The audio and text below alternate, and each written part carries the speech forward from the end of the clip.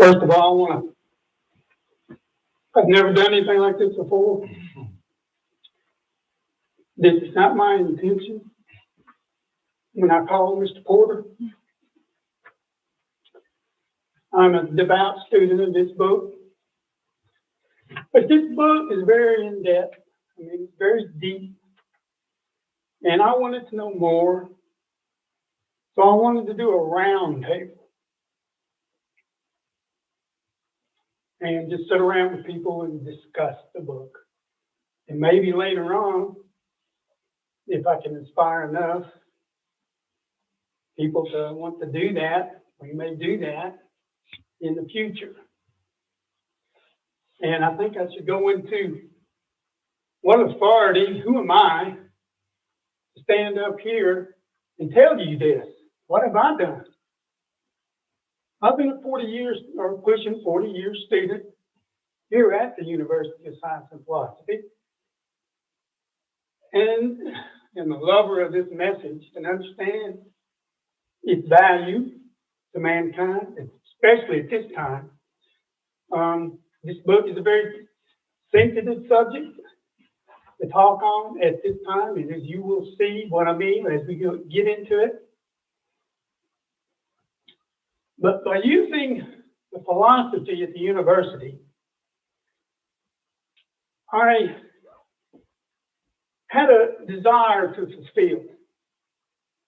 I wanted to find a free energy source. And because I was paying electrical bills, and I'm like, there's got to be a better way to do this. So I went to work, and actually that led me to the university. That's a longer story. I'm not going to go into it right now. But I did.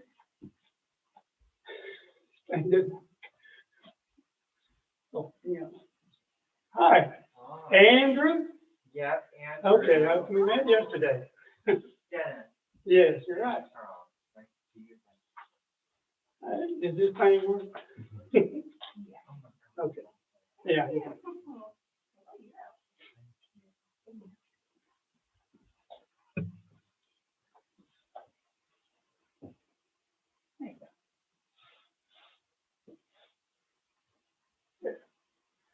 So I set out to find a clean energy source.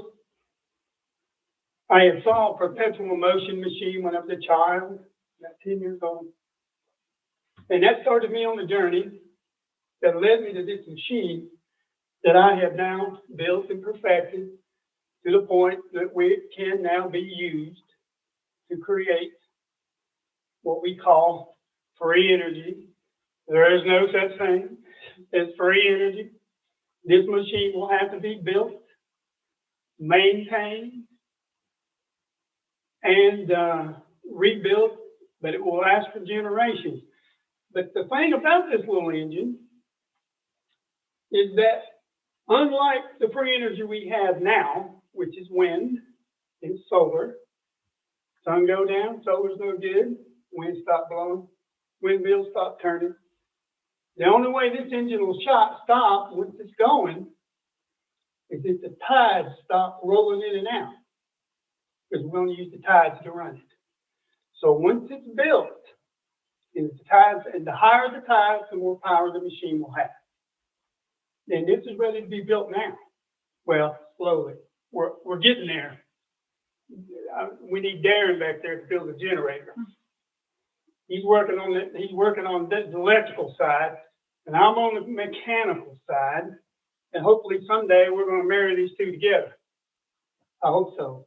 That's my dream. But this engine is ready to go. It was a 12-year journey building it. If you have ever listened to Walter Russell's tapes, he talks about how a genius builds things. Generally, they don't have a lot of money, a lot of resources, and I didn't. That was a good thing. And when you're in it, you don't think so. But it kept me going. I wanted to build a machine, so I would go out and get a job, have jobs, save up some money, try something, look at this. This machine was divinely inspired because everything I did, Dennis Charles, flopped. But I would get visions on what to do next.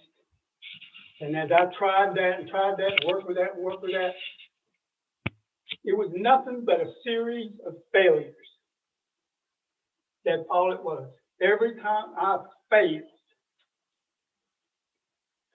and you don't know how frustrating that can be. You want to give up. And I did give up in, I think it was December of 16. I had vowed I would never touch this machine again. And in June of 17, I had a conversation, I don't remember what it was, about with my daughter in Virginia. We were in Virginia. I live in Alabama, by the way. And conversation wasn't about the engine. I forgot what it was about. But when I hung up the phone, I got a vision on the next step. And here I go again.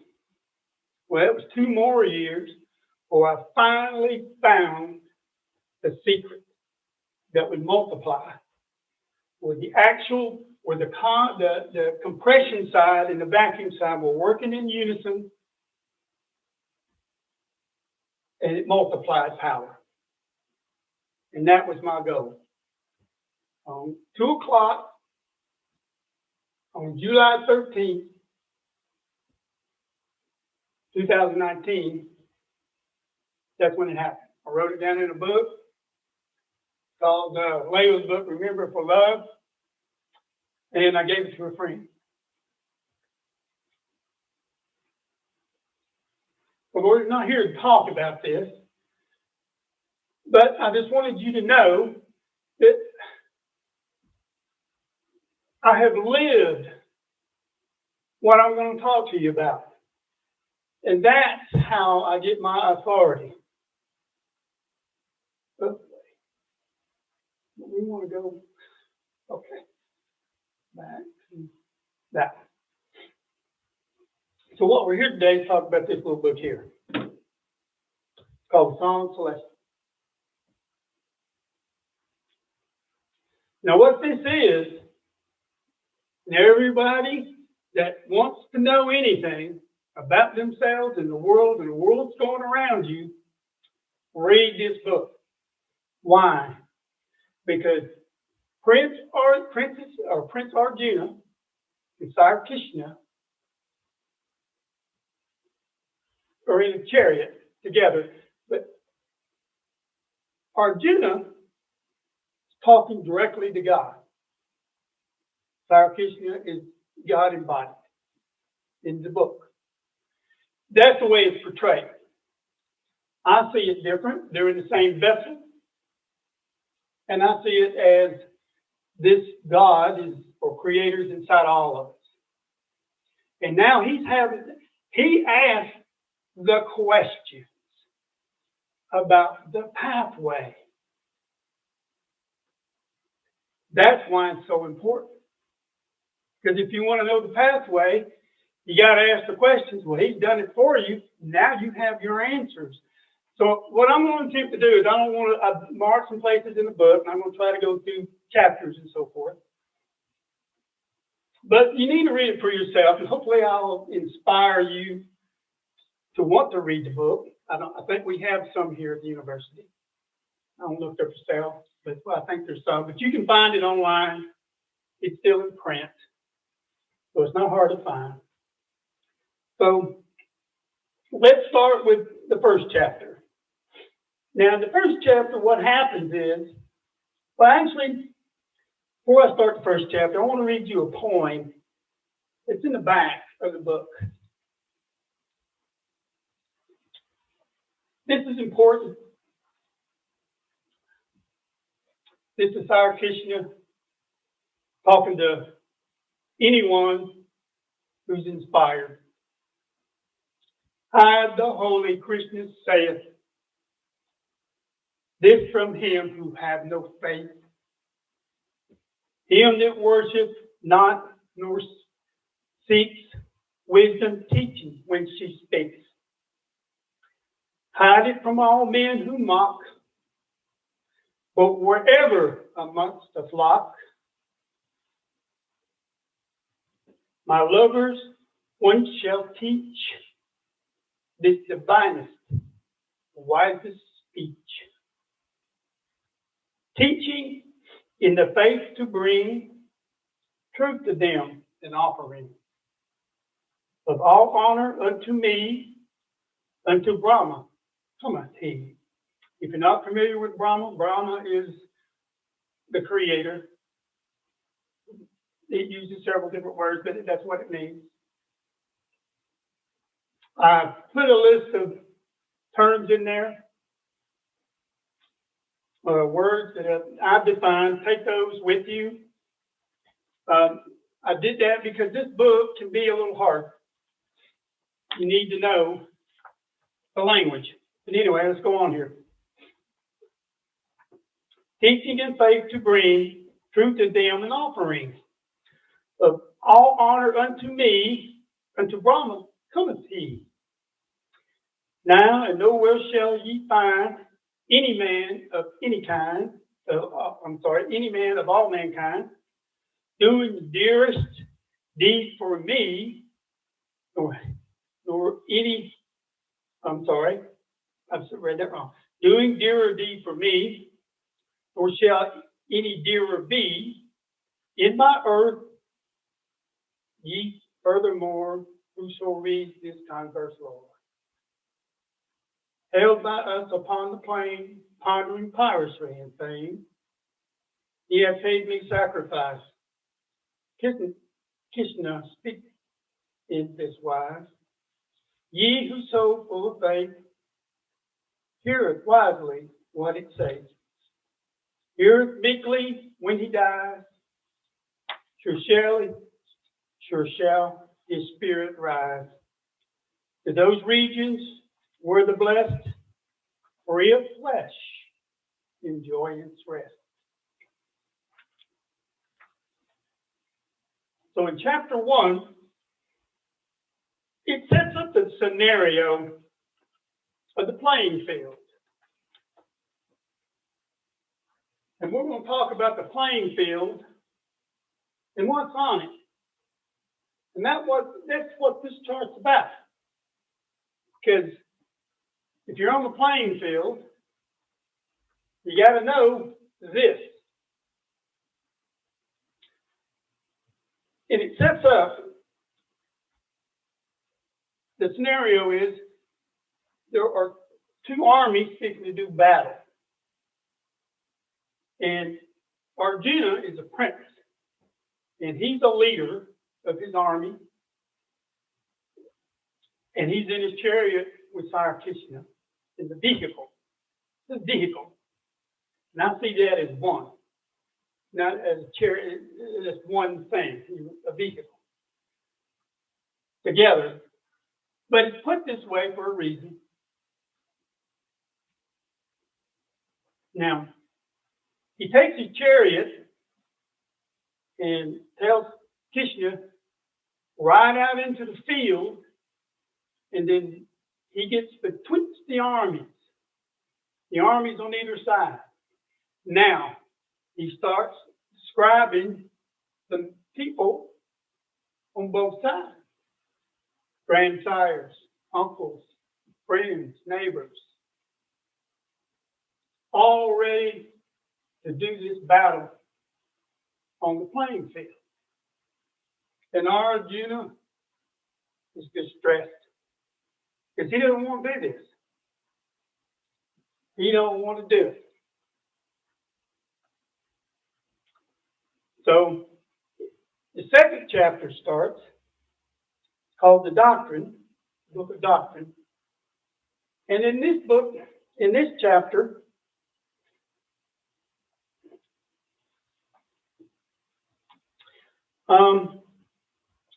Let me read you a little bit what Sire Krishna says, and then we'll get into the foe. How hath this weakness taken thee? Whence spring this inglorious trouble, shameful to the brave, barring the path of virtue? Forbid thyself to feebleness, it mars thy warrior name. Cast off thy coward fit. Wake, be thyself. Arise. He's talking about the Christ spirit inside you arising. Scourge thy foes. Who's the foe? Who is the foe?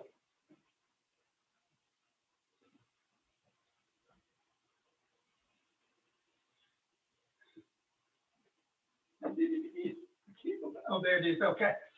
So I found an explanation in the Aquarian Gospel of Jesus Christ. So let's define this foe. Because you got to know who the foe is. You can't fight something you don't know what it is. And if you're confused, you might go out and do a wrong deed and do nothing but commit more karma on yourself. Now you're stuck here even longer. So be careful.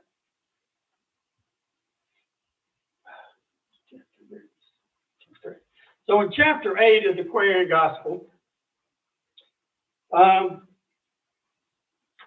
Elihu meets his pupils in the sacred grove, and he says, sorry, my nose is running a little bit. No man lives unto himself, for every being bound by cords to every other living being. Now, if you've done any work here or study here at the University of Science and Philosophy, you heard them say, you'll hear Leo say on her tape, we are all connected. He's a flex plug light that's we're all attached to one another. This is saying the same thing.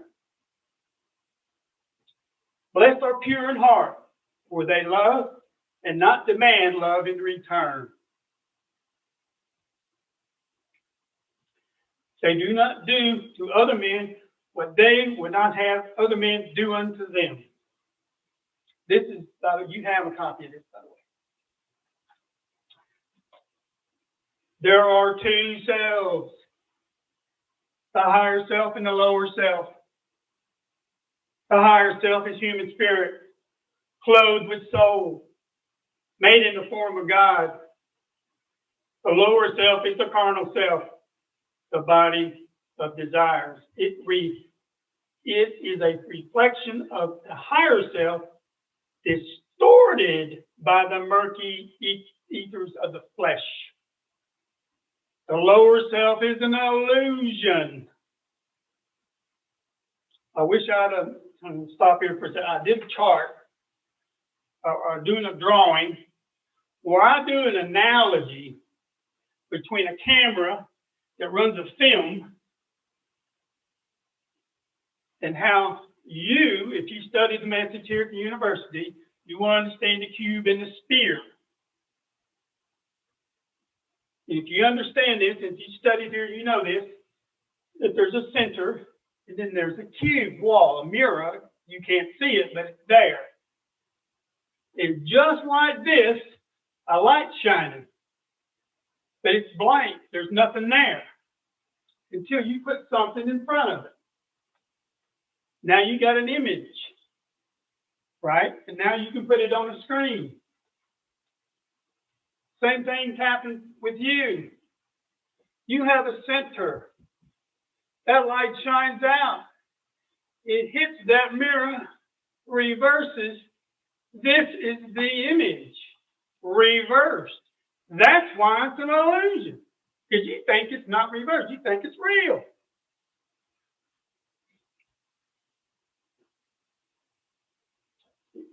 Flex, okay. The lower self, yeah.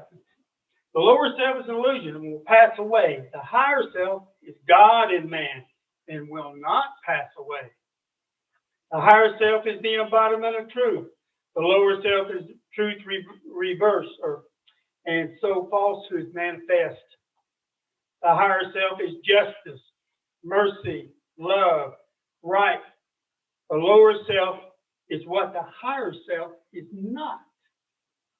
The lower self breeds hatred, slander, lewdness, murders, death, and everything that harms. The higher self is mother of the virtues and harmony of life. The lower self is rich in promise, but poor in blessedness and peace. It offers pleasure, joy, satisfying gains, but gives unrest, misery, and death. It gives men apples that are lovely to the eye and pleasant to the smell. Their cores are full of bitterness and gall. If you ask me what to study, listen to this. If you ask me what to study, this is a very important line.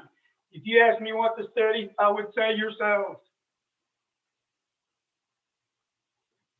And when you have studied them, then would ask me what to study next, I would say yourselves.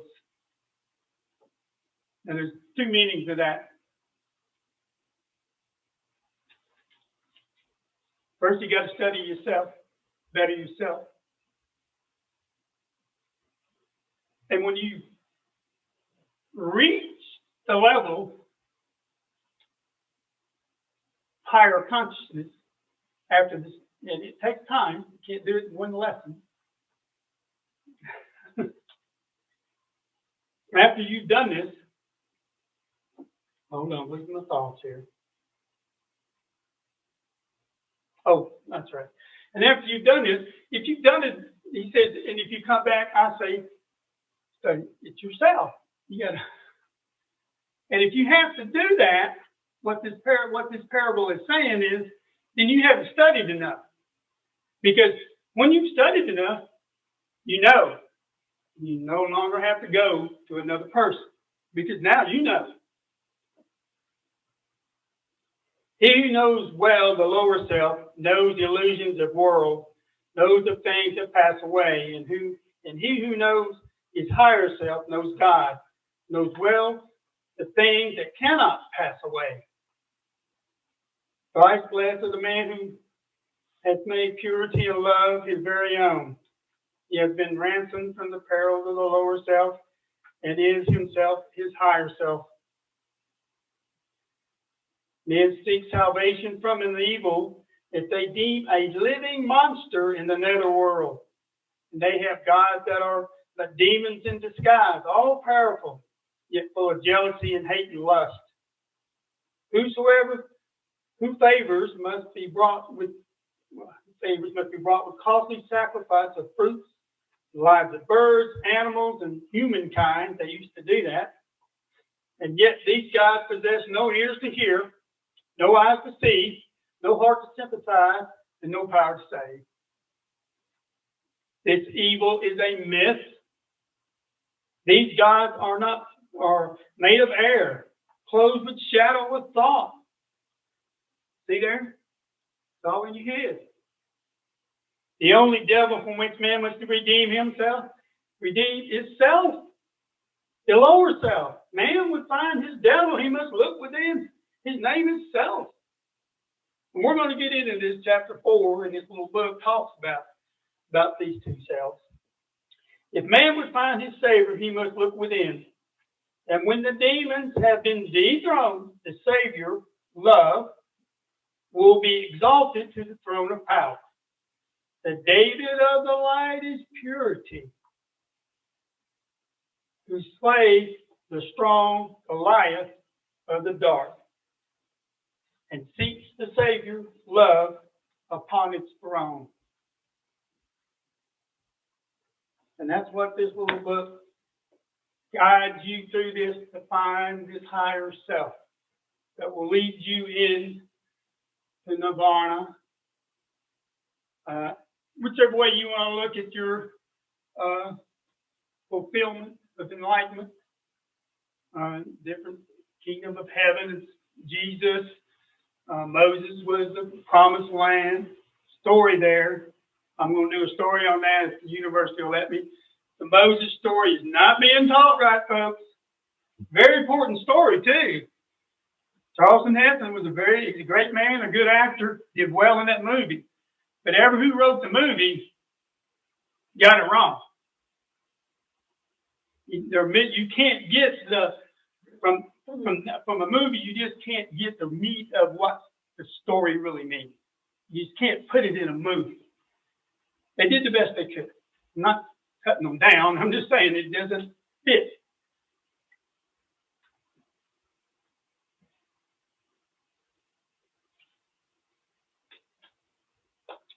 Right.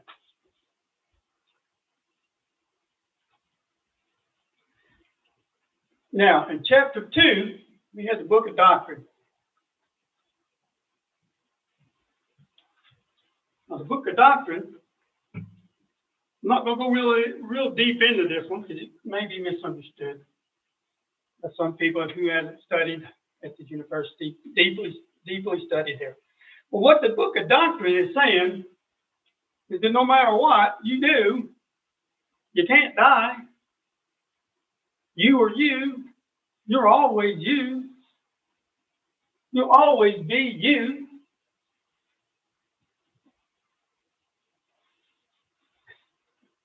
There you go. Okay. Oh, can I go back here?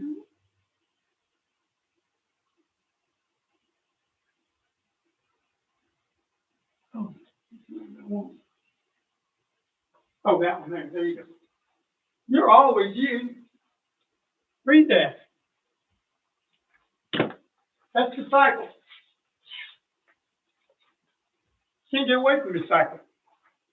That cycle's everywhere. Matter of fact, that's all there is.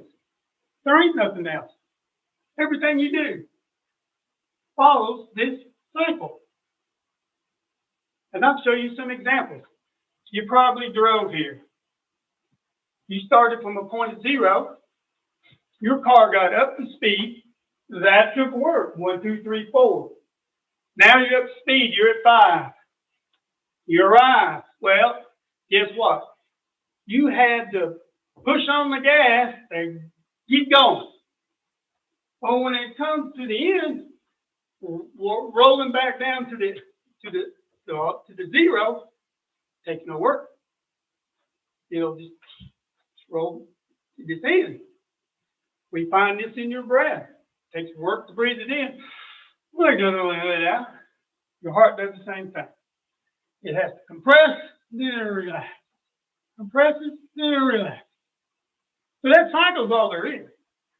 And that's why when they say at the University of Science and Politics, there's only one thing to know. This is what they're trying to tell us, these mystics.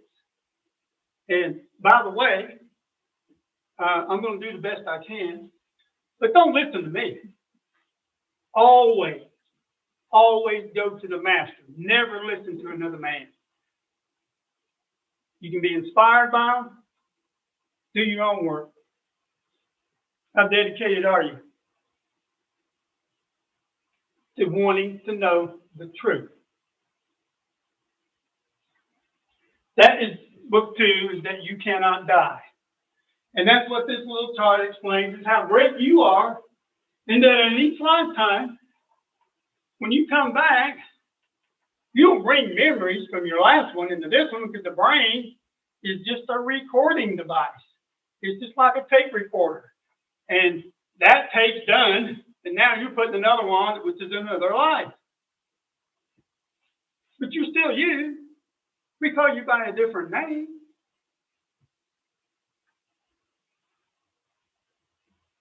And you can do this in one lifetime, 2, 3, 4, to infinity. It's your choice. Message divine alien. All will come unto me. It's their agony of waiting. It's up to you. You do it one lifetime, take 1 billion. You think your creator cares? Your creator's eternity, right? If it takes you 10 billion years, that's just a utter blink of an eye to him, to your creator. So take your time. I don't like being on the plane, pain, suffering, and change. That's where we are. That's what this is. Pain, suffering, and change. It's all we see around us. That's what this pathway is about. You got to live here. You got to work with these people. You got to discourse with them every day. How do you do it? And keep on the path. That's what this little book will tell you. So Arjuna asking God these questions. And then he gives you the answers.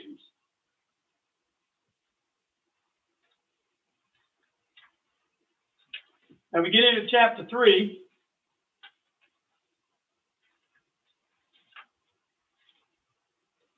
Virtue and works.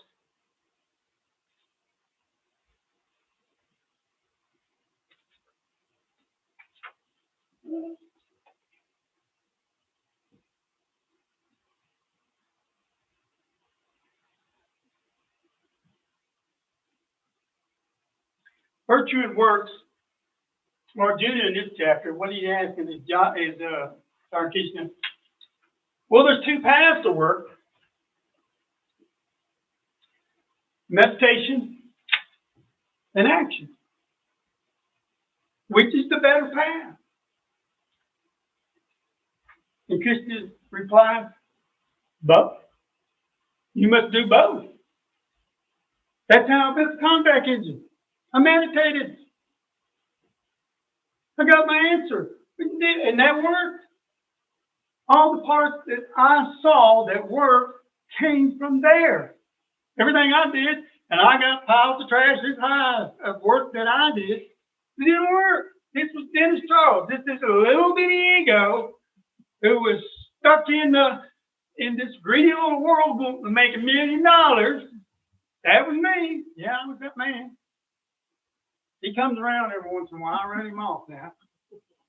I do. I run him off. I literally sat out in my car a while ago. Darn it. You showed up again, didn't you? Coward fit. I said, you're the coward fit. Get. You've never done anything like this before. But if you don't try, if you don't do it, put on my coward fit. I could have just easily called Jim back and said, well, I could have come up with one in a million excuses of why I shouldn't do it. So virtue and work means that you must meditate and work together. Now it says the kind of work you must do must be works that is for the betterment of mankind. Doesn't matter what that is. You can do all kinds of different things. My neighbor goes across the street to an elderly man's house and cuts his yard. Picks up the leaves, but in the fall he blows the leaves away. That's his giving. You have to give. This is a world of giving anyway. And once you realize that this is nothing but a world of giving, that's all you can do is give. And serve your neighbor. That's it. We all do it. Right? Don't we all have jobs? Isn't that serving somebody? Isn't that job serving somebody? No matter who you are, song by Bob Dylan, listen to it. Serve somebody. He wrote a song back in the 60s. Some of you may even know. If you haven't, listen to it. That's what the song's all about. No matter who you are, you gotta serve somebody. And he goes through a whole list. And he really creative man. And so it's a really beautiful song. Listen. But you have to serve. That's why we're here, is to serve others. And the happier you are about it, the more you'll get done. You got to do it anyway. Why have a bad attitude? Think about it. Why have a bad attitude? You got to do it anyway. So you can go in with the attitude, well, I got to go to work today. And then you're watching your clock and waiting for the day to be over. Can't wait to get home. And when's payday? Have that kind of attitude. Or you can do this. or you can shine.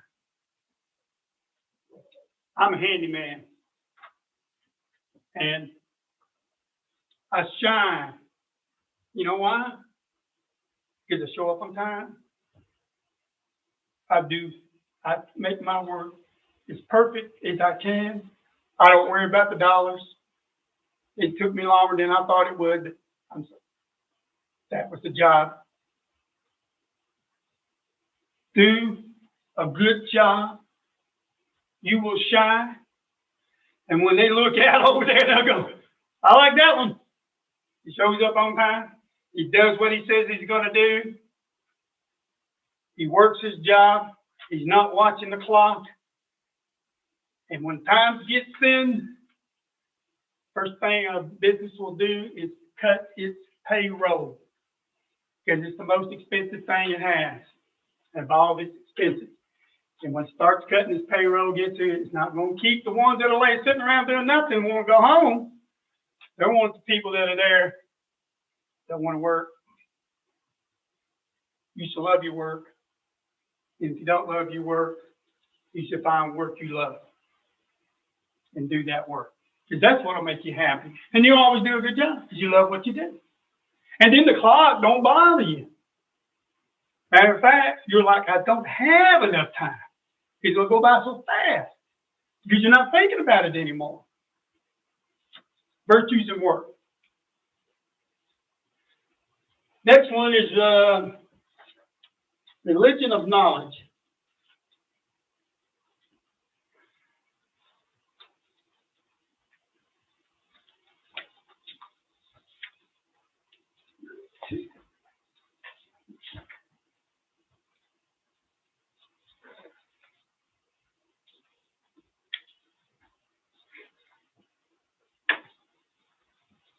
Oh,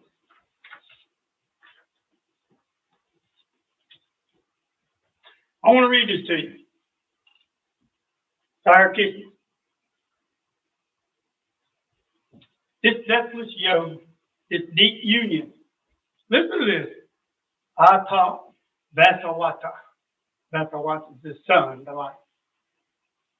I taught Vasawata, Lord of the light. Listen to this.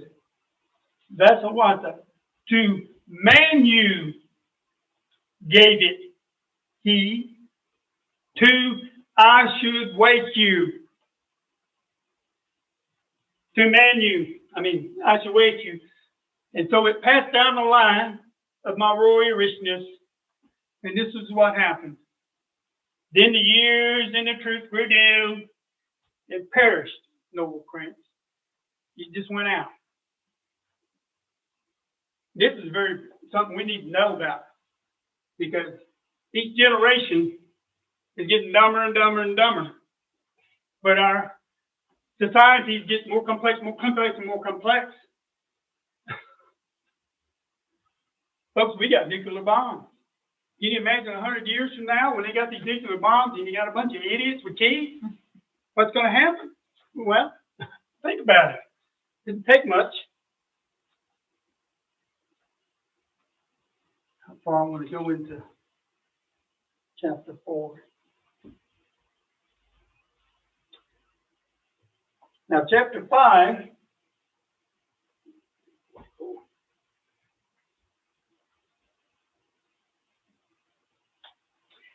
This true renouncer, firm and fixed, who seeketh nothing, rejects nothing, dwells proof against the opposites.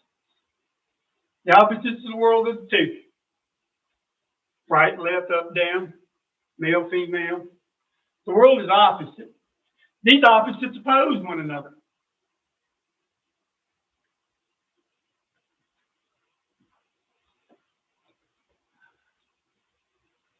I don't know which way to go. Wrong way. Okay. There. Love principle. Positive attracts positive. Positive repels negative. This is out of the book called The Universal One. Positive repels negative. Negative repels positive. Negative repels negative. And what does that mean? Negative repels negative. So I thought, well, let's just paint a scenario. Where can I get a scenario? Well, I found a movie called Goodfellas. And in this movie, at the end of it, they steal his truck full of money. Right? There's a group of them. Well, the guy in charge of everything, guess what? He don't want to give up the money. So what you do, and this is in the movie, I'm not picking this up or anything. This is, and based on true events, by the way. He starts knocking off his friends. Negative repels negative.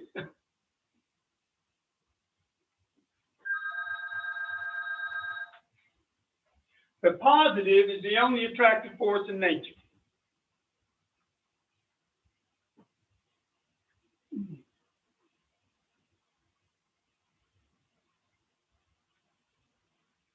Now here, we have the two on the bottom, good and evil. Call them what you want. Some people call them right and left. You can come up with all kinds of different names. This was inspired by someone I worked with a few years back. And it's really nothing but a bunch of plagiarism there. I took stuff in here, took stuff in there, put it on there. But I do list a reference of where I did get all this information from. If you go to the universal one and you look at page 9, you'll see this triangle. And there's one on top, and then there's two on the bottom. And this cosmic pendulum swing is on the bottom. And that's where matter is. You'll have to read the book. If you don't, you'll understand. You'll see it on that page. And that's where the chart comes from. But we are taught in society, everywhere you look, about this good and evil. Good and evil. Good and evil. Well, folks, why? Look right here. Tree of life, 1, was also in the garden. And the tree of knowledge of good and evil, 2, the Lord saith, God command, man say, of every tree of the garden you may freely eat, but of the tree of knowledge and good and evil you shall not eat, for the day that you do, you will surely die. So why am I teaching this? If church goes to, that's what they'll teach you. This is good and evil doctrine, this God-devil thing. This devil is nothing but an illusion. Let's see what this little book I recommend to everybody. It's called Door of Everything. If you want to know why you were born, read this book. It tells you why you were born. And it speaks to you similar to the way this book speaks to you. It's like God talking to you, telling you. But I'm going to come out of the chapter 7 is the ascension attitudes. And it's talking about the surface mind. Yes, the surface mind is really not a mind at all. It is indeed a misplaced center of consciousness. When you lose your life for mindset, in other words, when you give up this world of the two, right here, look at them negative attitudes. When you give those up and replace them with the healing attitudes, you will find, because the center of consciousness has shifted back to where it belongs. It's misplaced. We're using the surface mind, thinking all the time. Walter Russell says it's okay to think, but first stop thinking so you can know something first. You gotta stop and listen to your higher self talking to you. Are you listening? Really, think about it. Are you listening? You know, listen to the higher self. And let him guide you through life. Because it is that dark, thorny path. And when you get on this path and you stay with it, like it says in this little book, you then can see. And what that means is nothing more. I didn't, Leo talked about prophets and how they can predict the future or see the future. It's not hard when you know the truth, because then you can look down on the quality at the playing field and go, this is what's happening. And because this is happening, then that has to happen. And I could quote you some examples that are going on in this country right now, and I won't do that. But you can use your own imagination on that. But the cosmic pendulum swing went one way, now it went back this way, now it's going back this way, and that's got to stop. And knowledge is the only thing that will stop it. And you're the seed of that knowledge. You have taken the time in your life to sit here and listen to me, but do the works. Read the books. If you want the true story of Jesus the Christ, read this, the Aquarian Gospel.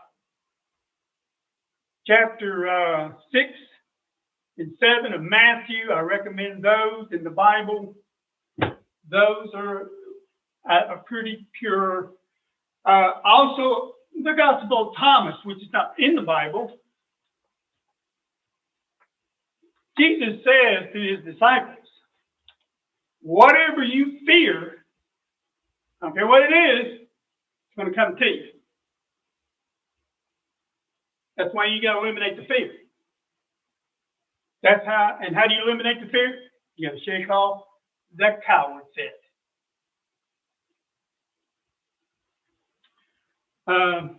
Back in the 60s, there was a lady, Janis Joplin, she wrote a song, and I heard it on the radio. Freedom is when you have nothing left to lose. That's true freedom. That's true freedom, is when you got nothing left to lose. When you know that you can't even lose your life, now you're free. I'm not saying you can't have material things. There's nothing wrong with having material things. Matter of fact, the message finally is, look in the Book of Desire, chapter 3. I got it here somewhere, but anyway, chapter 3, chapter 1, verse 3 of the Book of Desire, and it says, you may have great wealth, but still find your way to me by obeying the one law of balance. It's that simple. So there's nothing wrong with having the material world at all. It should not be your motivation, though. You should not get up every day and say, I'm going to make $1 a day. And that's all you're thinking about. You should think about your Creator and making you do a perfect job. And if you do that, your abundance will come to you. That's what people don't understand. When the moment, I'm going to tell you something. The moment, I was in this teachings for decades. And the moment I understood that and flipped that little switch, everything changed. I stopped worrying about money. I don't have to worry about it anymore. It just comes to me. It's magical. And when it starts getting low, something will come. I don't worry about it no more. It's the worry that kept it away. For crying out loud.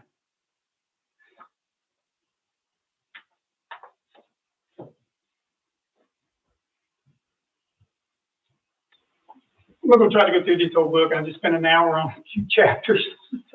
I'm going to get into the meat of the book. First thing I think we need to talk about is karma. Heckman is my being's name. The soul of souls. What goes forth from me causes all life to live. Karma calls. and manifested in divided forms. It's your wrong deeds that cause the karma that brings you back to the plane of pain and suffering to pay your debts or to be paid debts that are owed to you. It can go both ways. I was talking with James last night, and I went into a little bit about karma. Something happened to me, fell into the decadent attitudes. I got angry about it. Then I realized, hey, one of two things happened. Either it was karmic debt, and now it's paid, and I'm free of it, or now they owe me, and it will come to me, and that cannot be stopped.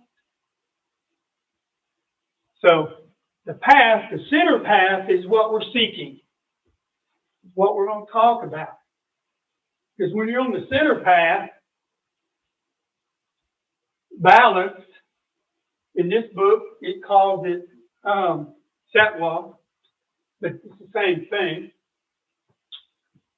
When you're on the pathway of balance, you then begin to lift up out of the decadent attitudes, and you do that by entertaining the healing attitudes.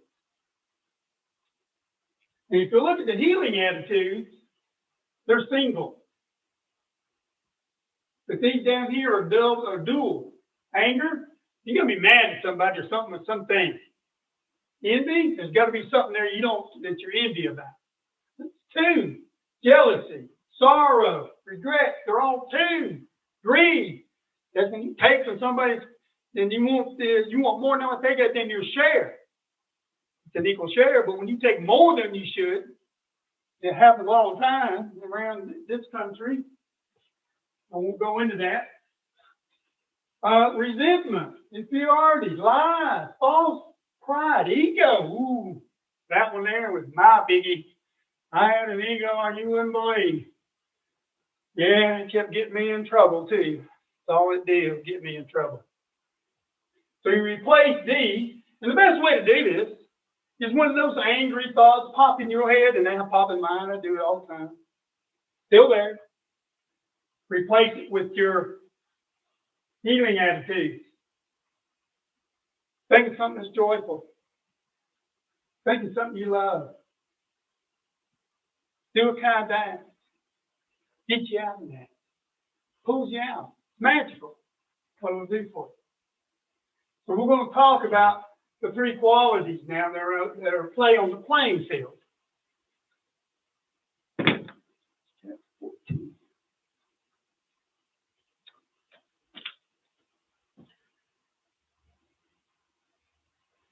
This universe, the womb, is where I plant seed of all lives. Then Prince of India comes birth to all beings. Mothers each mortal form, Brahma receives, and he that fathers sending seed. Satwa, Rajas, and Tamas, or so named. Sufast is your Satwa, or the center of the balance. This is on the playing field. Passion will be your typical right. I don't know how to way to put it. They're the people that can't have enough money, can't have enough material things. I went to a school called CEO Space, and it was about teaching you to be a CEO. And when I got there, I found I couldn't be that, because this was the philosophy that they taught me or was teaching in this little school, was that your company you can never be satisfied. It must grow and grow and grow, and you can never have enough money. It never ends. And I'm like, well, good God, but that it didn't make sense to me. You're never happy. You don't have enough. You're never happy, are you? Because you got to have more, so you can never be happy. I went to Tamas root, which is on the left, which is the down, which is ignorance, sloth, Did my dirty deeds done dirt cheap when I was a kid, when I was young. They call them in the song, I think. I found I wasn't that person either.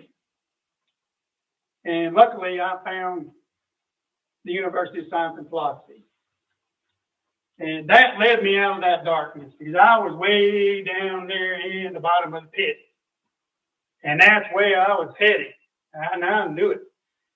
And if I hadn't found the University of Science and Philosophy, I probably would have ended up in jail or dead. Yeah, that was my path, and I knew it. So I found the path of the Saffron. I didn't fully understand it, but I knew it was there. I grasped it, and I tried to find it, and I looked for it. Now, I want to read something because I don't want you to get confused. None of this is bad. So we're going to read what Jesus says about it. The Master. He gives us a parable. Listen to this. A man had two sons. He came to the first and said, "Son," you'll recognize this stuff. "Son, go to work today in the vineyard." And he answered, "I will not." But afterwards he repented and went. He came to the second son. Said likewise. He answered, "Yes, I'll go." And went on. And he said, "Yeah, I'll go, Dad." See you later. Went and did his thing.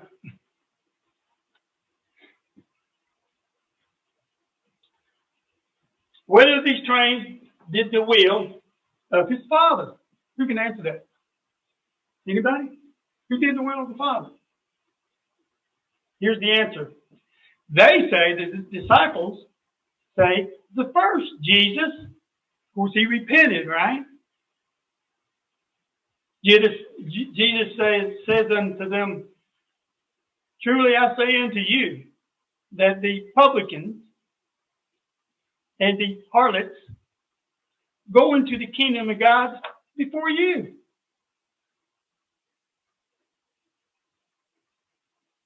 You can't pass judgment. You can't pass judgment on another person. That's what he's saying. Stop judging them. They have equal rights to the kingdom of heaven as you do. Don't judge them. And when you don't judge, that judgment now don't come back to you. Because that's also, he says that also in chapter 7, I believe, of the Gospel of Matthew. First line, "Judge not, lest ye be judged."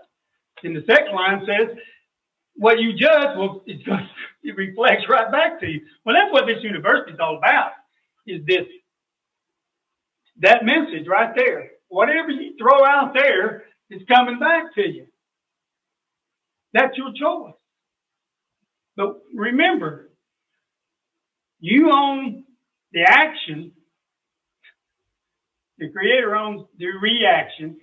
And that reflection will reverse and come right back to you just like in a mirror. So we have the three qualities. So what we want to know is which one is the best way. And it is, of course, the central way, the Saffron.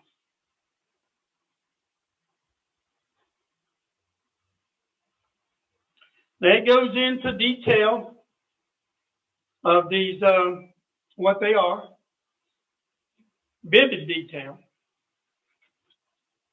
in chapters 17 and 18, the end of the book. But I'd like to touch a little bit on chapter 16, which is divine and undivine. The separation of divine and undivine. Fearlessness, singleness of soul, the will, always to strive for wisdom, open hand, govern with appetite, piety, love of lonely study. I don't care I love being by myself. Because I'm not by myself when I'm by myself. Because I can speak with my Creator, and sometimes he speaks back, sometimes he don't. But he's always listening. And I know that. Uprightness, Neat to injure, not a little, nothing that lives, truthfulness, slowness to wrath, slow to get angry. A mind lightly letting go of what? Others' prize. You ever seen something? You got a nice Mercedes. I like to have one like that. Yeah, I like a big old house. I like to have one like that. And equally, charity spieth no man's faults. You know what's wrong with you? You ain't read this. You need to, what? And I know people like that.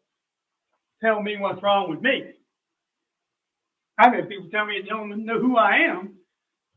Just met me. You know what's wrong with you?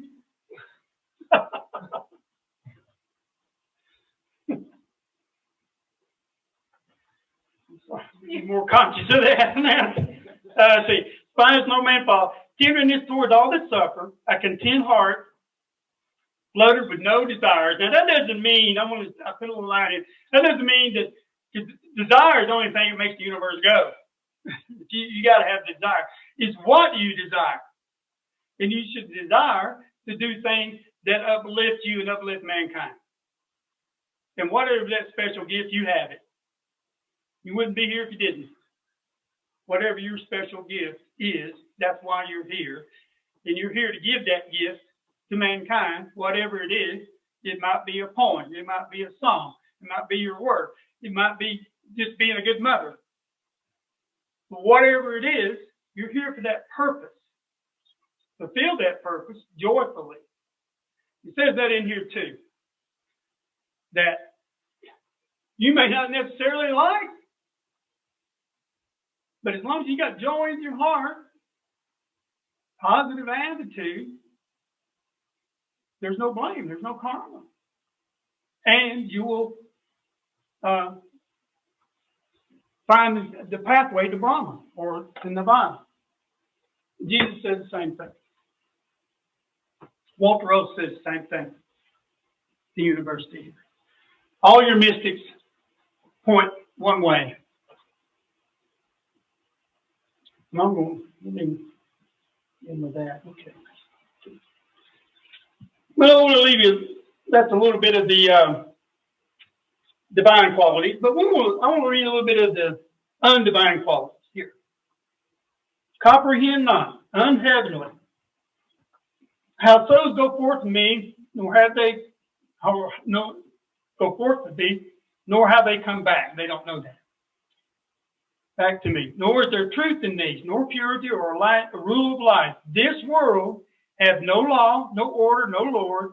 So they say, nor have risen up by cause, falling on cause, in perfect purposing, but is none other than a house of lust.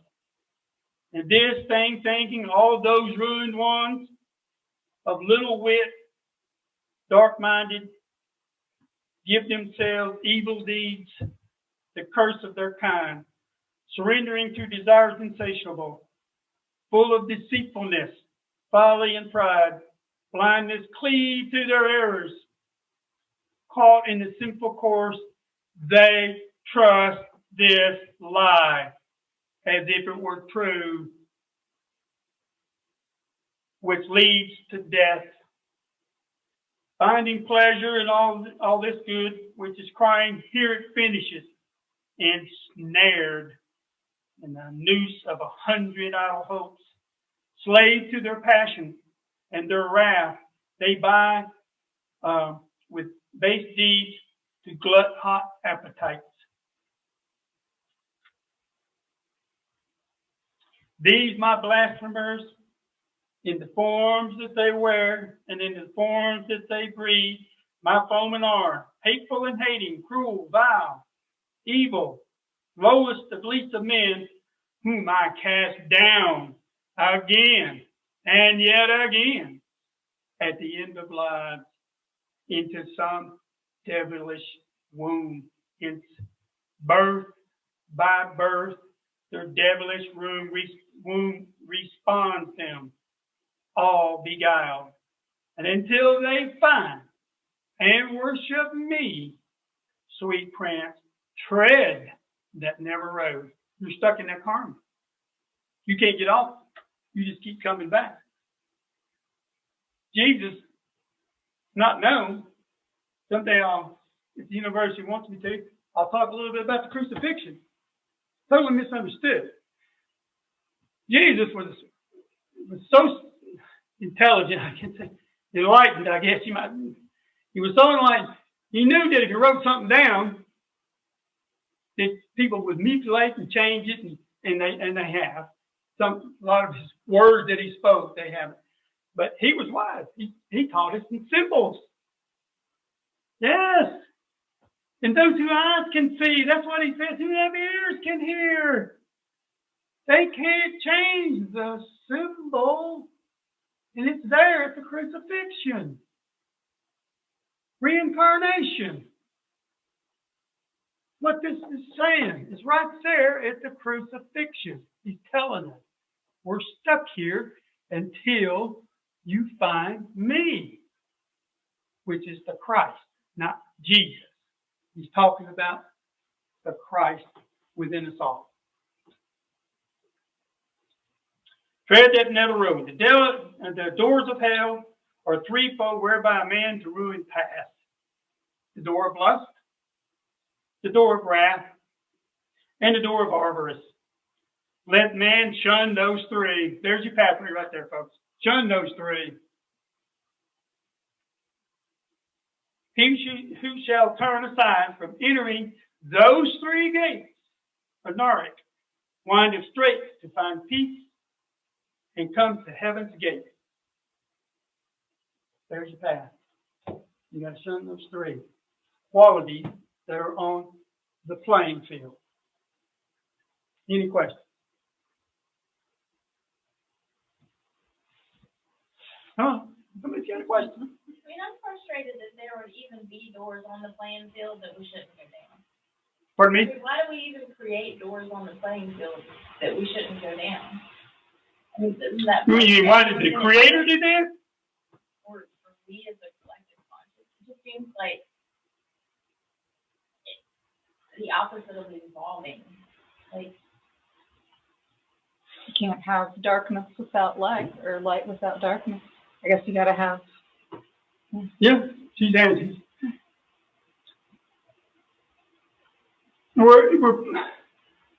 Well, I read in there that the light disappeared. That's what happened. The light was here. So, and it is here now. It hasn't gone anywhere. It doesn't go anywhere. That's here. It's been forgotten. You don't remember it. It's still there. It's inside of you. That's what these works are for, is to wake up that. That's what it says. Awake, arise, your true self, this higher self that's inside of you. It was always there. But as mankind went on, he just lost it. He's lost right now. And it's just, and when we get lost off the path, messengers are sent. And we got two of the best messengers for this age ever, giving us the message of divine Iliad. And I'm literally trying to build a bridge from the world of the two with this little book into what's coming is the next age of 3,000 years of peace. 3,000 years of peace. That is the message of the divine Iliad. Read it. Have you read that book? Read the message of divine Iliad. It's one. That's why me and Darren had a little discussion about the book. And he says, well, it's a little, I've read it, but it's kind of, like, yeah, I know what you mean. It's the first time I read the message of divine Iliad, it's like, what? Makes your head shake. You're like, huh? But I wanted to know. See, how strong is your desire to know yourself? That's the thing. Do you really want to know? You'll do the works. You'll recognize the things that are messing things up, and you will stop doing them. There is a way to break the karma band.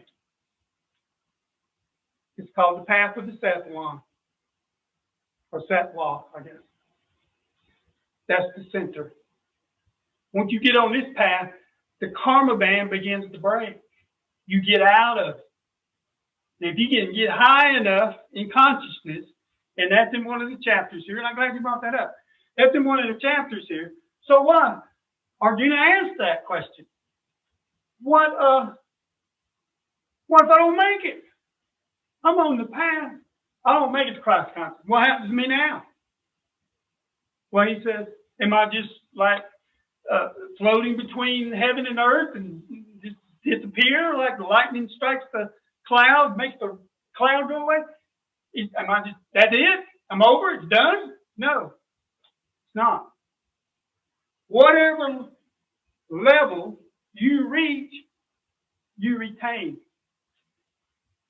Doesn't go away. You have that. Belongs to you for the rest of your experiences. So if you don't make it, then you do come back, but you come back at that point. In other words, you don't start on the bottom no more. You're here. The chances are, if you get high enough, you will be born into a yogin house.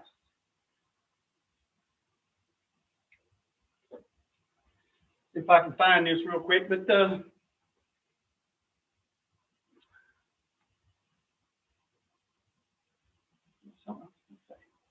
anybody else got a question? I don't think what I'm saying. Huh? What's a yogin house? Our yogin house is parents that have the message. Oh. Yeah, see, so you don't have to go. I was not born in a yogin house.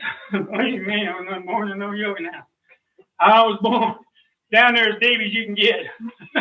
I mean, I've heard worse, but mine was pretty bad. I could tell you stories that make your hair stand up on the back of your neck. My father was not a nice man. And my mother put up with it. So they're both guilty as far as I'm concerned when that goes. Because she should have done something other than what she did. But also can't pass judgment on him. That's not good either. To pass judgment on him just because I didn't have the childhood I thought I should have had. But can't pass judgment on him. And he had his demons. Yeah, he had his demons. He sure did. One was he went in the Air Force in 50, I think it was 1950. And at that time, they don't do it anymore, but at that time they were still giving crystal meth to soldiers. And he was in the Air Force, and at that time the Cold War was going on, so they were building bombers that would go long distances and drop the nuclear bombs and then fly back. So he had to stay up there sometimes 20 hours at a time. And so they gave him pills, these methamphetamine, to eat to keep them up, keep them alert. Don't want your pilot falling asleep, your crewman falling asleep. So, but when he got out, he was hooked. He was hooked on it. And that stuff just drives you nuts. I mean, I don't know. I've never experienced it. I've only seen people who have. And I'm like, don't even want to go there.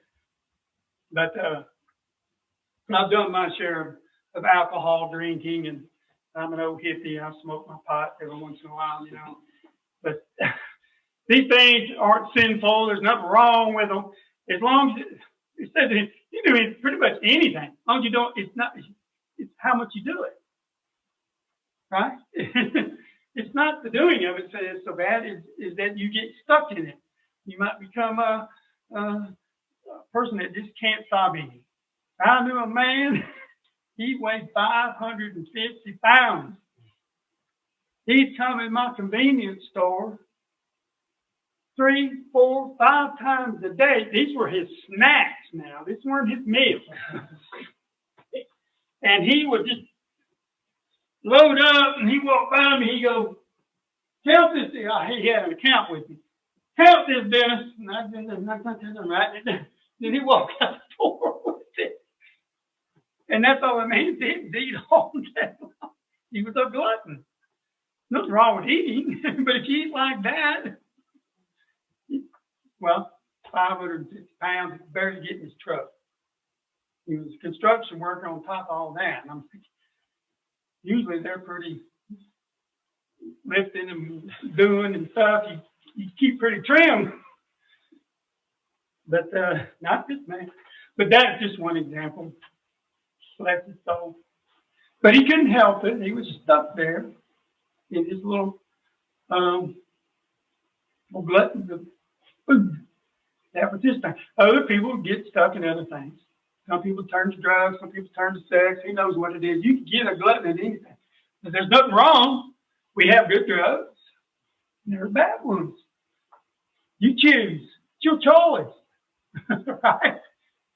Buddy of mine was going in rehab. He said, I don't want to do the drugs there. Do you have to do? No. Then don't. Then why are you doing them? Said you're there to get off drugs anyway. I don't understand philosophy there. It doesn't make any sense. What would you recommend to people trying to get out of that cycle or loop? Say you're stuck. What would you recommend for somebody to Pick the path of the Saffron. Yeah, good, very good question. Pick the path of the Saffron, because when you do pick the path of the Saffron, even though you've done all that, you immediately get on that path. Everything stops. Everything, all that stops. You dug yourself into a hole now, and you have to climb out. I'm not saying that you don't have to do your part. Yes, you do. But it says in here, once you make that turn, once you make that change, you are now on the highway. That's what it says. You're on the highway instead of the low way. And even though it might take you 10 lifetimes to get out of that, but as long as you stay on it, the promise is you will get Nirvana. It will be yours. And you can do it in one, like I said, lifetime, 2, 3, 4, to infinity. It's your choice, your agony of waiting.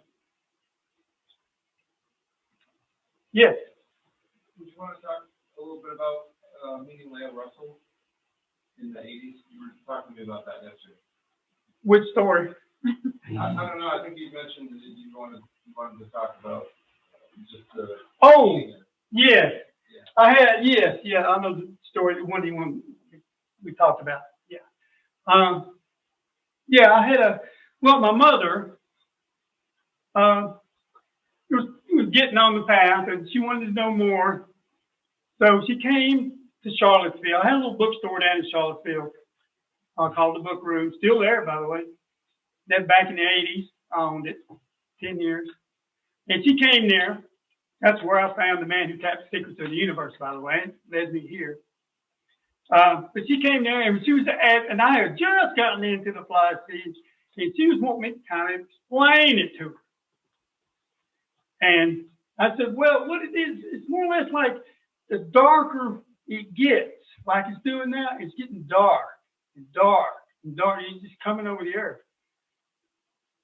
As the darkness closes in, guess what that darkness does? It squeezes light to a point.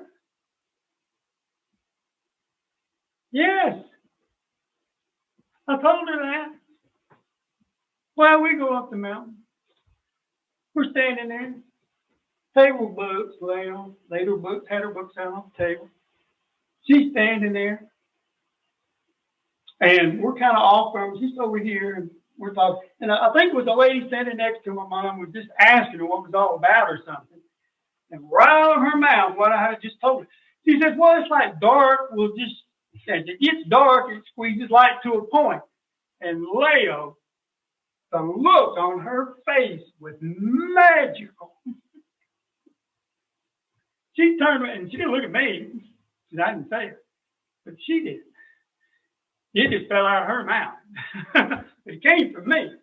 And I knew then that I was on the right path, that I had the right thinking, that I was thinking of this message in the right way. And there were many other times that Leah and I had a few little conversations that she was a very special lady. I learned more from Jim. Jim spent years with her here at the palace, I'm sorry, at the castle. They call it palace, I guess. He spent years up there as a maintenance man, I guess. And he knew her. And I did not know this about Leah, but she had come to teach Walter. Yeah. And he told me some stories. You get them from him. But he told me some stories that, and in the Universal one, if you ever read it, Walter Russell has 10 octaves. Well, can I flip this over? Yeah, no, one about that one. See that? 10 octaves. I've got the cycle up there on the top. And then that zero on the end, it just simply has one in front of it. Starts over again. And so she's like, Walter, there's only 9 octaves. And after that, they just simply repeat. It's just starting to repetitive, and it goes on forever and ever and ever. And that's our number system. There's only 9 numbers. When you get to 10, you put a 1 in front of it. Of course, 11 is 1 in front of it. 12 is 1 in front of it. So forth, so forth. 20 is the same, yeah.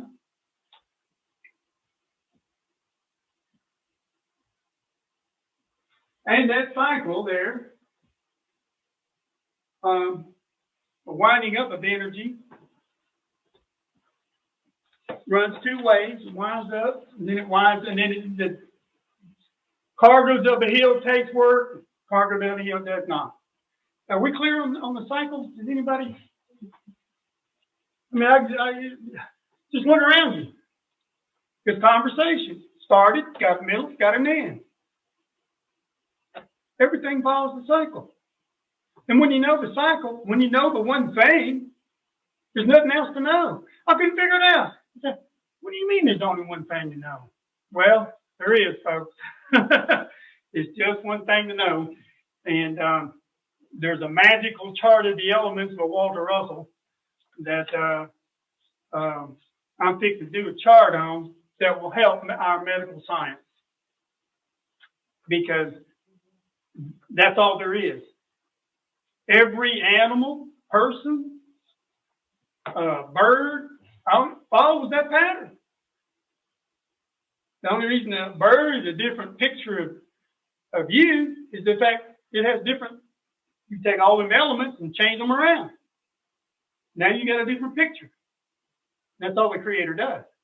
But He uses that pattern only. There is no other pattern. The only one thing to know. And that will help medical science. I go to my doctor and say, you're low on potassium. Well, that's down here. All your elements are down here. Right? Talks about the gut. Let's talk about that in a second. Walter Russell talks about the gut on one of his tapes. Everything you get, every substance you get must come out of the ground. Like a plant. Where are your roots? Right here. Yep. You must take substance that comes out of the ground, eat it, goes through your root system and when you know this, you're a little bit more careful about what you put in here now. It's not taught. People's unknown. That's why we're here. The university's here. Teachers that are willing to listen, that are come to listen, that want to really, truly know, should take the course, read the books. This is a magical one, but read this one too. It's part of the course. It's listed in there. And then, like it says in the course, you are light, and all questions are answerable in that light. You are light, so you can answer your own questions. And you will begin to stop going to other people for advice, for anything. I don't do nothing until I'll talk it over with my higher self first. That's where I go. I got a friend down in Florida. He's stuck in duality so bad. And I keep trying to tell him, you got chaff in the wheat. I like that chaff in the wheat story. Chaff in the wheat. Chaff thought is a negative thought. Throw it away. And we tend to only entertain the good thoughts. They're both going to come to you. There was a little thing that went around on the internet called the Cherokee grandfather and grandson. And the grandfather's teaching the grandson about these two battles of this wolves going on inside. And it's the decadent attitudes and the healing attitudes that are going on inside you. And so the grandson, and this battle is constantly going on inside all of us. And yet the grandson said, well, grandfather, which one wins? The one you feed. Stop feeding the bad wolf. And he goes away. Evil is not killed. Evil is not run off. It's like in the Wizard of Oz when Dorothy throws the water on the evil witch. She don't die or anything. She melts. She simply just melts away. Can you speak on, Dennis, I was going to go back to that anyway. That caught my eye. I really appreciated that bit of the teaching, talking about depleting attitudes and emotions being rooted more in duality, and the healing attitudes, the renewing attitudes coming more out of unity. That was really interesting way. I've not quite seen it broken down that way. Are there some deeper teachings where that comes from? That concept of coming out of duality, that there is an inherent battle? I'm just curious, if you could quote back. Bhagavad Gita. Well, I get the course and everything. They teach this too, but this little book was for the age when duality was really starting to divide. The light was really starting to grow dark. It's starting to go dark. The light's getting out of the world. And so Princess Arjuna says, well, I got to live in this world. And he wants to know how to do that, to navigate your way through this duality. Because it's always there. And you can't stop, you have to use it. Right, it's yeah, it's always there. Everything's two. And that's the thing you need to understand. Everything's two. So whatever you do, all right, that's coming back to you. Whatever that is. It goes out and hits the mirror, and boom, right here it comes. So that, whatever you do, think, okay, well, I'm not going to do that. I'm not going to hurt that, but I'll love that. I'll do a loving act. I'm not going to do a hurting act, because a loving act comes back just as well as a hateful act comes back to you. See? So, put on a good attitude. Walk through life with this good attitude. Actually, in the Aquarian Gospel, Jesus goes into this. He talks to the slaves. He says, but you can free yourself, even though you're in these chains, by simply going within and being one with the Christ. And break. And when I say slave, I mean slave to the duality. That's slavery. Because you're stuck in it. And it controls you. You don't control it. And as long as you don't have control of your senses control you. And that's what this book is all about, how to overcome the world of the opposites and the quality that's at play on the playing field. And these qualities are on the playing field, and they bring you back. You can surmount the qualities. You can overcome those. And that's in this book too. It tells you how to do it. What you have to do. It's the path of the set one, but then you can actually, he asked him that. Arjuna asked. See? He asked all these questions for you. That's what the book's about. You got these questions. You want these answers. Well, there they are. He asked the hard questions. Be prepared. Because you might not like what you read. Because you'll see a lot of yourself there. You read Divine and Undivine. Well, I'm like, gosh, I was really in this. That was divine, you know. But we all start somewhere. We all do on the playing field. It's understanding and getting on the path, and that comes through desire or wanting to know. Won't happen without that. I found the book, Man Who Tapped Secrets of the Universe, in my little bookstore there, Charlottesville. Dusty thing. Big box of, and I pulled it. I traded books. That's how somebody brought it to me. It's traded. They're going to trade, get some more books. And I took it out. Woo, I like that one. So I set it aside so I could have a chance to read it. And I read it. Skeptical. Very skeptical. Well, you know, I'm not going to spend any money. So I went to the library. Got 3 books. They had 3 books. Mystifying Alien 1 and 2. And Atomic Suicide. They came from Marion, Virginia. And I had 3 weeks to read these things. And I did, all 3 of them, 3 weeks.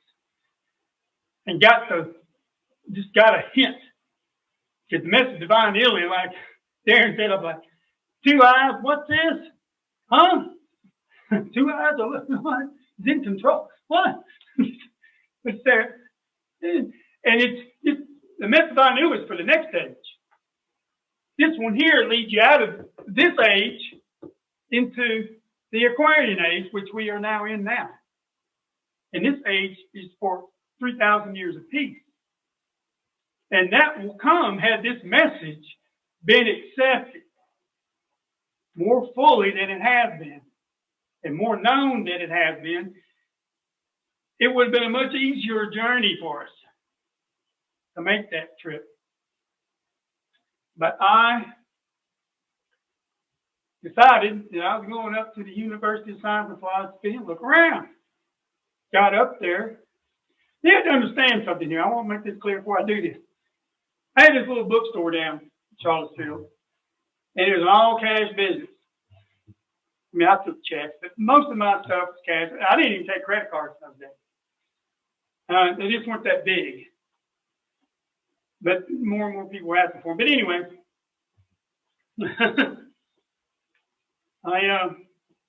what's that? So I went up the mountain. Oh, I always had $100 in my pocket. Well, I get up the mountain and I see there's a tour of the palace, cost $3. I had taken a young lady up there I was dating at the time. And I didn't have $6 in my pocket to get through the door. I don't know why, but I just didn't have it. That happened 3 times before I found. But I wouldn't stop. It's like I climbed up that mountain with my claws. I wanted to know. And it has to be that kind of deep desire to want to know that will lead you and get you on the path, and it will come.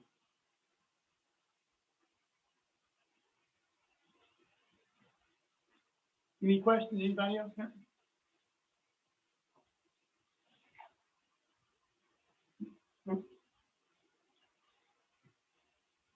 How are we on time? You're at 2 hours and 1 minute. Oh, okay. Well, anybody want to hear anything else? Any questions? I hope I haven't bored y'all. No. Read about the 3 qualities. It's in this book. I hope y'all really want to read this. Get the Man Who Tapped the Secrets of the Universe if you haven't done that. There's a little challenge out there. Take the challenge. That'll hook you. It hooked me. You can win $100. You can win $100. Yeah, just by reading the book. It costs $12 and you make $100. Not a bad deal. You got to answer 20 questions. He's going to do it over the phone. Hint. You need to read the book.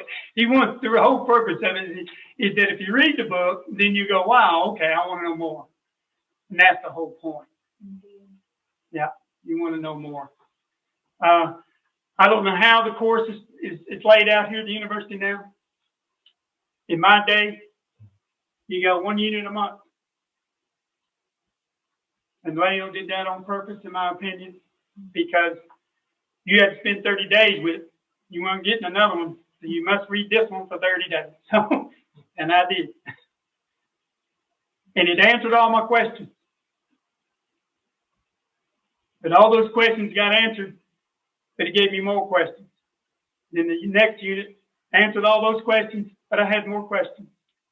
And it was 12 months of that. It's beautiful.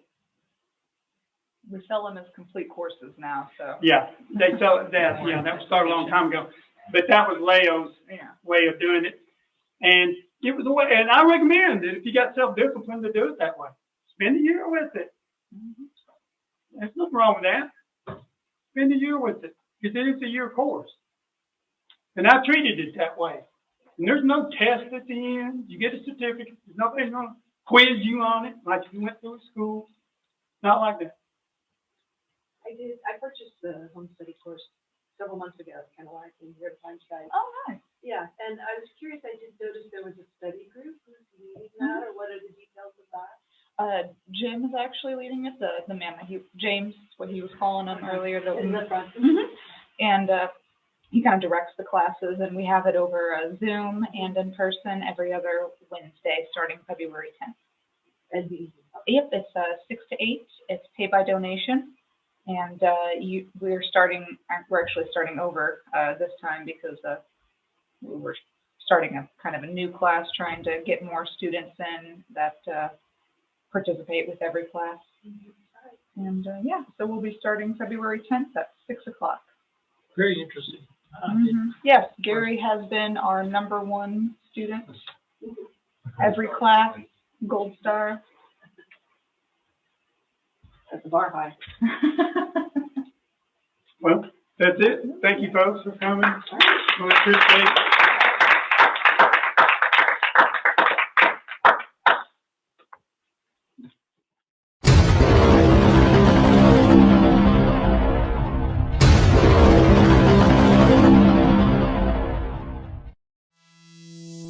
And that is why I say that this course of lectures is to give everyone the knowledge of God's creative processes, the means he employs, the balance which he demands, the separateness of father-motherhood into fathers and mothers, which must interchange in balance in order to unite and as one. And that applies to every corpuscle of the body as well as it applies to every individual entity as a whole.